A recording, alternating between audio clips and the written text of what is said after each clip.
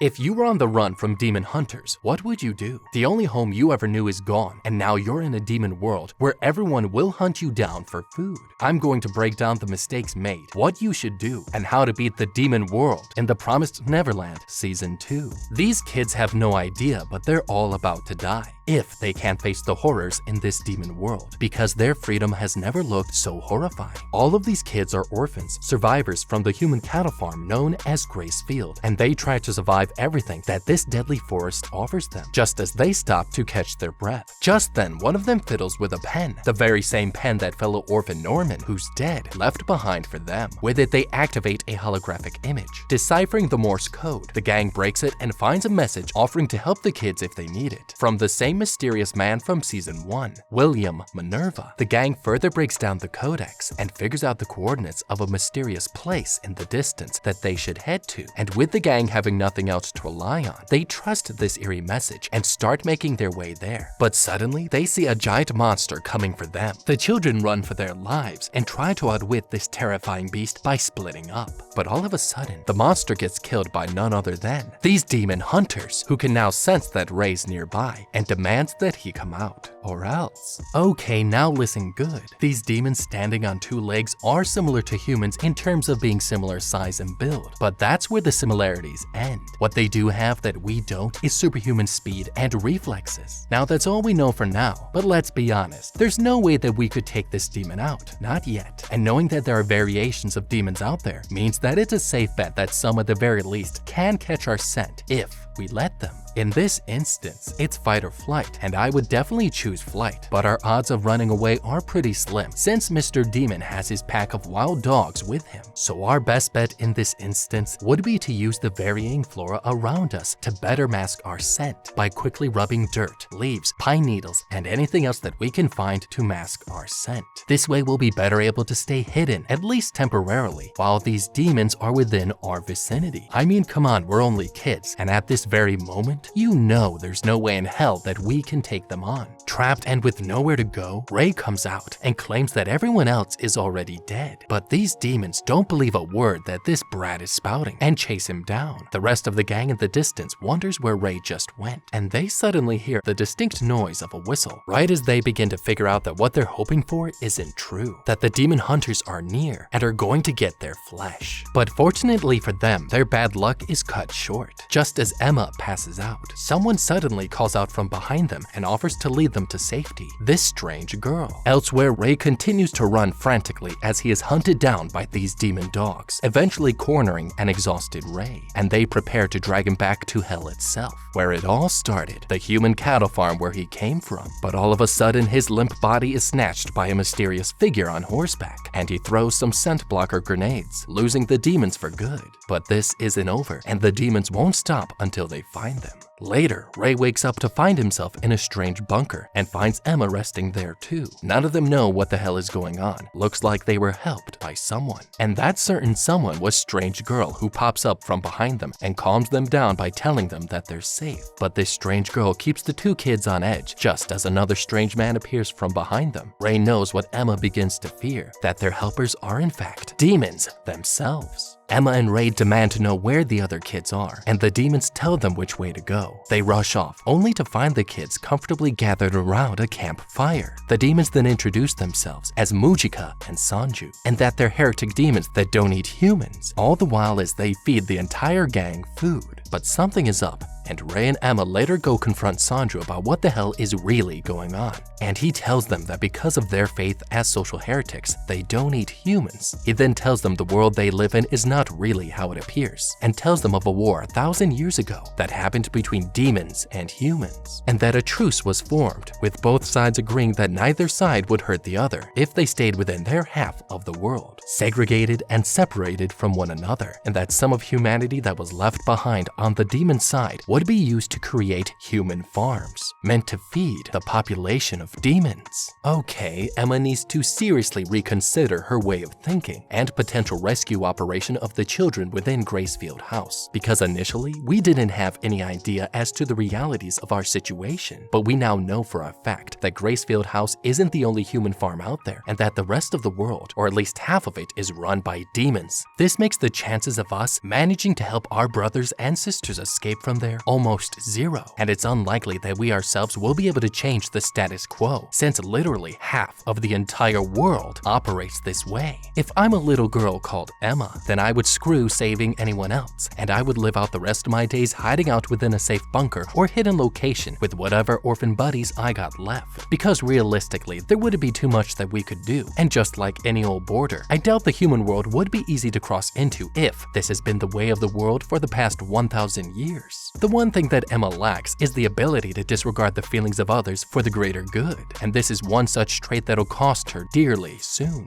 Emma and Norman then jump up and down after hearing what they think is good news, but the demon says that they'll never be able to cross into the human territories, and mentions that in the 1,000 years since the truce was made, no one has crossed between the two worlds. But Emma and Ray are too naive to realize that they'll likely never get there, and have no idea of what hell awaits them on their journey. The next day, Sanju and Mujika lead the kids through the maze-like tunnels as they guide them towards the way out. Emma and Ray then update the kids on what Sanju said, and of their mission to meet this mysterious William Minerva first, before figuring out how to cross into the human territories. Only then will they be able to save the rest of their orphan buddies from the Gracefield House. Sanju and Mujika, over the coming days leading out of the maze, teach the kids how to survive on their own in the wilderness, and even teach Emma how to hunt. The day then finally arrives as the kids venture out of the forest and into this desert canyon, and Mujika and Sanju bid the kids farewell, right before Mujika gives Emma a charm for good luck. But this group of orphans don't realize that Sanju has other reasons for letting them escape, and it's way more sinister than anyone could ever imagine. Later on, the orphans reach the coordinates and find out that the secret location is not what they think.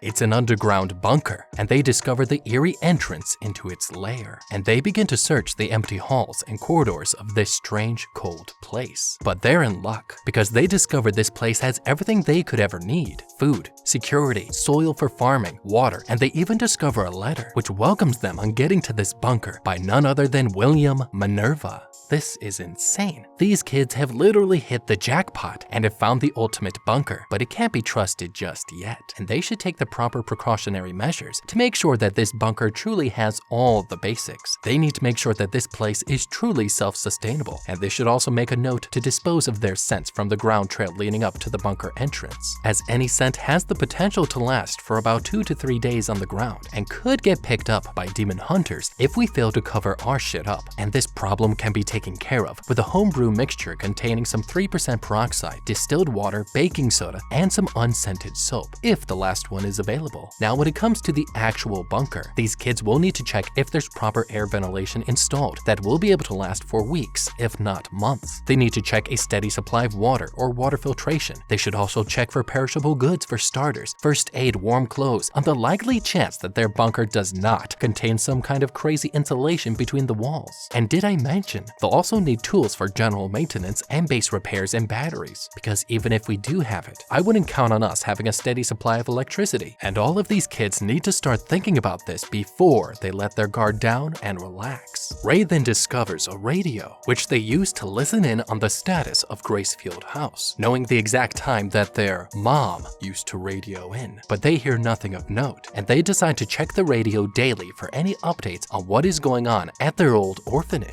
Later, Emma and the gang find a locked door with a keyhole and manage to open it with their pen, and they find a scary dark crimson red door before they get to a room with a phone booth and even a horrifying dead-end room with scribbles of the word help etched into the wall, along with a list of names carved right by it. Just then, the phone lets out a bellowing roar, and the gang holds their breath. Someone is calling them. Emma then musters up some courage and answers it, hearing the voice of none other than William Minerva. He lets the gang in on his real name being James Rattray, and informs the gang that he used to be a part of the farm management team that ran the human cattle farms. But after seeing so many kids die, he betrayed the demons and began leaving clues throughout the farms, leading anybody who could decipher his clues to this underground bunker. Minerva also tells the kids that they can choose to spend the rest of their lives in that bunker, or they could try and get to the human world, and he gives Emma coordinates on how to get there, should they decide to leave this comfy place and face the horrors of the unknown that await them and the demons outside. These little orphans then decide that they will make a life within this bunker first, before going to rescue the rest of their brothers and sisters from Gracefield House,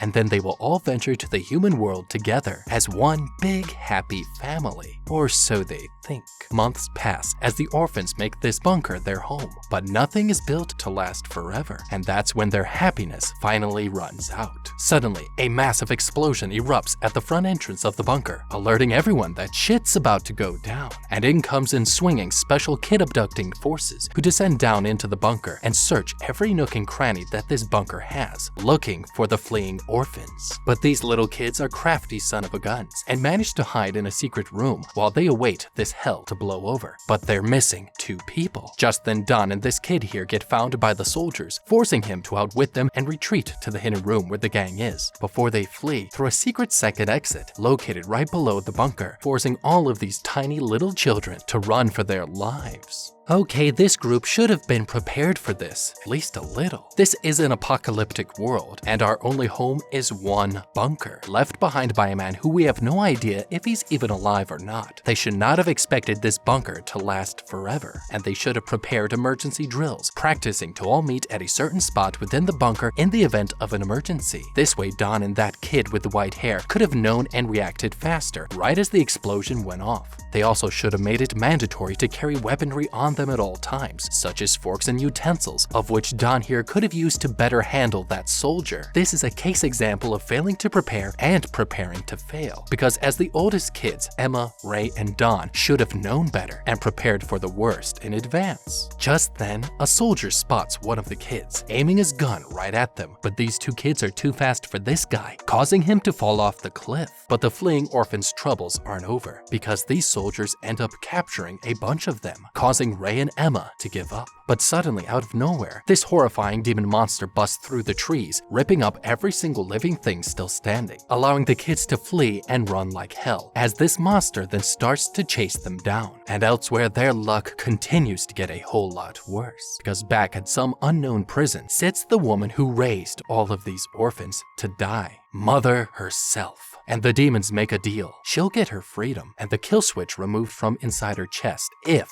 she manages to catch every single orphan who once called her mother, and she accepts, vowing to hunt all of them down, no matter the cost. The next day, the kids make their way to a demon town and put on some disguises and sneak into the marketplace. The kids glare and peek around at all the various flesh-eating monsters who crave human flesh, but the kids notice something. These demons are in fact not that different from humans as they go about their regular day, and even see some demon kids run past them, showing these orphans that the world is a little more complicated than they realize. The gang eventually makes it back to their hideout, a demon heretic church, where the rest of the fleeing orphans are hiding out, and they hand out what little food that they found. Emma is dying inside of the situation, wanting to give her family a better life. But the kids laugh off their sad situation, and Emma and Ray discuss their uncertain future. With little food and no hope, they can't go back to save the rest of the orphans from Gracefield House, not without a proper shelter. The next day, the group heads back to the demon marketplace to pick up some spices for their captured fish. But due to the wind currents, their scent gets discovered by these demons, who then begin to suspect that there are humans nearby, until suddenly a final gust of wind gives off their human scent for good. The kids then run like mad as these 2 demons chase them down to enjoy a special meal. Okay, while these adorable little snots are adorable, they're even dumber than they look. The wind dictates greatly the amount that a scent is dispersed into the air, and just like hunters, this group of kids should have accounted for wind factor at least slightly, as their disguises only fell apart when the demons caught the kids' scent. They already caught fish. The fact that they felt the need to go to the nearby market for spice while they they are wanted fugitives is beyond me. When you're a wanted fugitive, you do not make unnecessary trips. Yet in the instance of the gang getting discovered, the group messed up on the one advantage that they ended up gaining as a result of their running. And that was the fact that they led the demons down that deserted alley. No one's around. They had the weaponry and the skills necessary to kill them if they had just pulled themselves together. And not to mention they've lived on the demon side of the world for some time now, so it's not like they've never seen a demon before. The fleeing orphans run terrified, flying past all the street walk stalls and cellars, and they split up. But Ray and Emma get cornered. They are trapped. Suddenly a demon jumps down from the rooftop, and even more demons corner them. But the two initial demons still try to fight for their delicious food. But then all of a sudden this demon lets out his sweet Ezio-style assassin blade and cuts them down for good, revealing to be none other than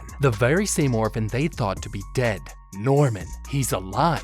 So cue the waterworks and a good old buddy slap to the face because the gang rejoices once more, but they have no idea the consequences of reuniting with Norman. Later on, Emma and Ray fill Norman in on how they escaped, and Norman reveals where he's been all this time, and the truth couldn't be more horrifying. Back in season 1, he wasn't sent to die, but to be used as a lab rat for intelligence experiments at a research facility called Lambda, where they used Norman and other intelligent humans to figure out how to raise human livestock more effectively. The horrors of what Lambda has planned will make those human farms seem like nothing. Norman also reveals the most horrifying, insane thing ever, and the reason as to why demons need to feed on humans. Because if they don't, their bodies and minds will regress, turning them back into terrifying creatures without any self-control. This is why they can't stop feeding on humans. The gang is then shocked to the core, but Norman says that using data that he stole from Lambda's lab, he has weaponized a drug that can be used to regress demons intentionally, and that he has enough of the stuff to destroy the whole nearby town. But Emma has a huge problem with this, and she thinks that all demons are just like humans, with their own lives and families, and she can't help but think that this is a terrible plan. The next morning, Emma and Ray are introduced to a few of Norman's escapee friends that he also helped escape from Lambda's facility, and they come to realize that everyone here hates the demons and can't wait to kill every last one of them. But Emma finally gathers up the courage and tells Norman how she really feels, telling him that the demons are forced to eat brains to live, and that means that they're not that different from humans who simply want to survive, and that the humans have to be better than the demons if they are to coexist in this world. Okay, well, I do appreciate Emma's ability to have empathy. She's not thinking with her head, but with her heart. But in reality, the way the status quo has been for a long time, over 1,000 years, will likely remain unchanged due to the demon society's reliance on human farming, from the non-egalitarian ways to the poor people's dependence on meat to survive. And not to mention the whole noble classes who will surely put up a fight when shit hits the fan. There's just no way that Emma would be able to stop the production of meat or the public's reliance on meat consumption without absolutely massive effort and resources that she doesn't have. Not to mention that no one has crossed through to the human portal in 1,000 years, and we don't even know if the human world would let us enter their side. They very well could turn us away and send us right back to where we came from. This means that there are way too many variables to plan for, and it makes her plan in wanting to save everyone so unrealistic it's nauseating. Norman at the very least wants to incite chaos by putting up a fight to rid this world of the demons, and if we compare his insane plan based on brute force to Emma's heartfelt non-violent one,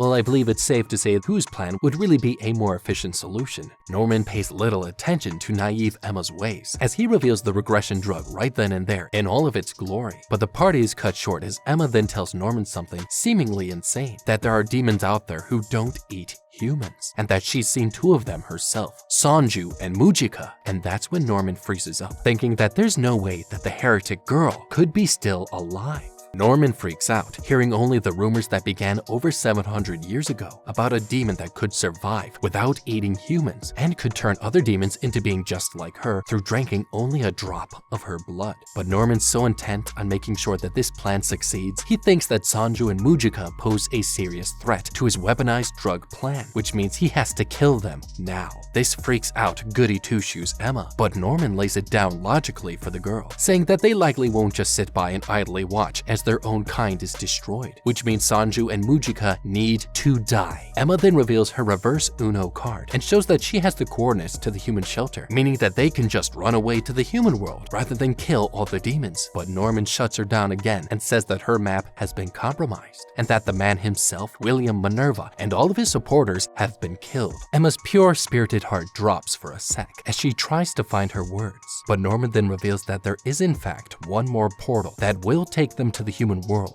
located deep below Gracefield House itself, the very same orphanage that they all grew up in. But Norman says that there's no hope of them reaching the portal alive, and that killing all of the demons is the only shot at surviving within this world. However, thanks to Emma's drama queen nature and beady eyes, Norman agrees to try Emma's plan first by finding and utilizing Mujika's abilities to help the demons not rely on human meat anymore, and that Emma has 5 days to find Sanju and Mujika before he'll begin his plan to test his weaponized drug on the nearby village. Little does Emma know that Norman is full of shit. Okay, Emma is the most kind-hearted person that I know, but I think she might be a little loco and a bit of a deadweight because her plan is full of holes and with no guarantees whatsoever. We can't know for sure that Mujika will let us use her to help mankind, as we never discussed this before, and there's little to no certainty that if we can't convince her, that she'll just sit back and let us resort to plan B, which is to literally kill all of her own kind. So really, Norman's plan is the only plan that sounds like it will actually work,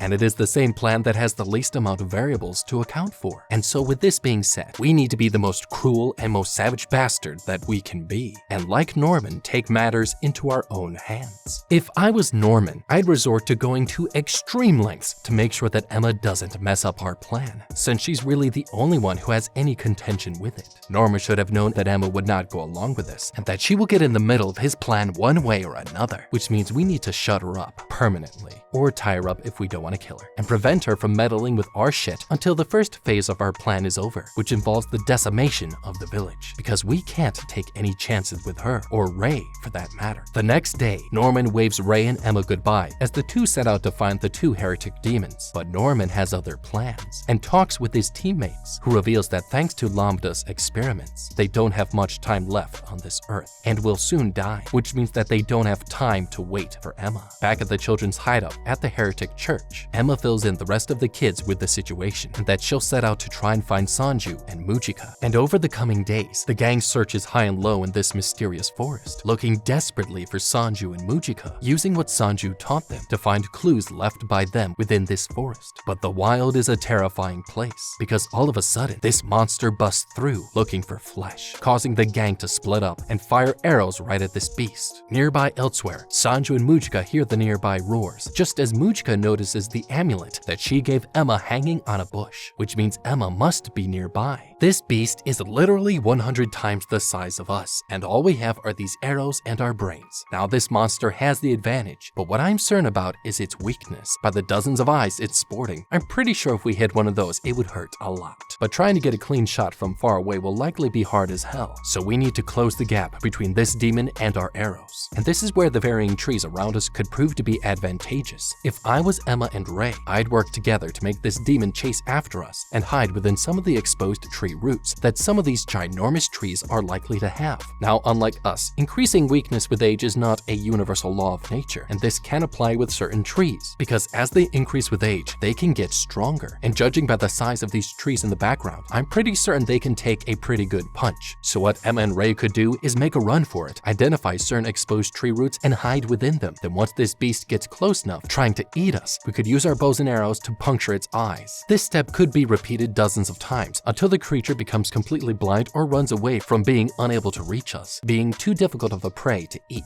This is the best way that these kids could bridge the gap between their arrows and this monster's weak point, its eyes. Just then, as Emma runs for her sweet life and about to get devoured whole, Ray comes in sliding like Hawkeye and shoots an arrow right into this beast's eye hole just as Sanju appears and slices its head clean off, saving the day. Mujika then comes to Emma's aid as she tells them that she needs their help, but the sweet moment is cut short by a large eruption in the distance, right where the demon village is. And it's at that moment that Emma and Ray realize that Norman lied to them, and the chaos ensues, as demons left and right throughout the village are plagued by the effects of the drug, losing their sanity, composure, and mind.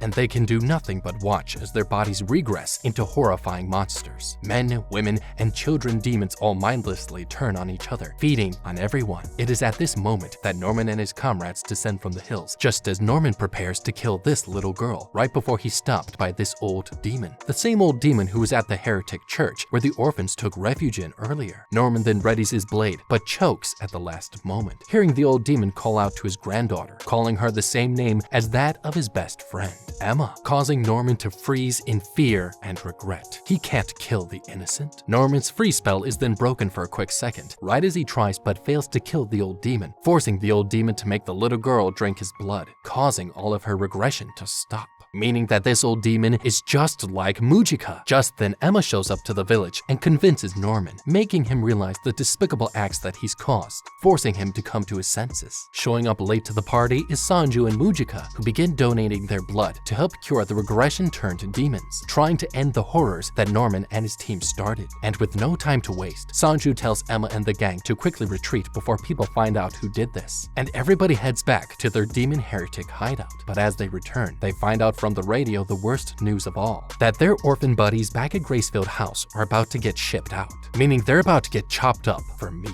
Little do they realize that this is all a part of their old nemesis, Mother's plans to lure the kids back to Gracefield House. The orphan gang then sits back and plans their attack, just as the old man demon appears and says that he too is a heretic demon with special blood, and that he found a device on the body of a facility worker who collapsed just outside of the facility that Norman escaped from, and gives it to Emma. He then rants about how he could have given his blood to the demons and saved them all these years, but was afraid of being exposed, basically siding with Emma and her team and making everything hunky-dory again. What's up, anime weebs? Dom and Albert here. We gotta chime in. You know, we can't let Griff have all the fun. So Albert, tell me, what do you think about Season 2? What are your thoughts? I understand the criticism of Season 2 because Season 1 has so much great horror moments in it, but Season 2 feels more like an action movie. Well, at this point, the kids know what they're doing. You know, the jig is up. We know about the demons and all that, so it's about them fighting back. So, like, the mystery was kind of taken away, you know what I mean? And also, we don't know their overarching story because their goals keep shifting every episode. At first, they wanted to go to the bunker, and then they wanted to go to the human side, and then they wanted to free the demons. I think they should have had a better overarching goal that we could follow. That's true. But yeah, you know, it was a good watch overall, though. But oh god, Albert, the demons have found my hideout. But real quick, 80% of you guys watching and not subscribed, so be my best friend and subscribe. But now, back to the video.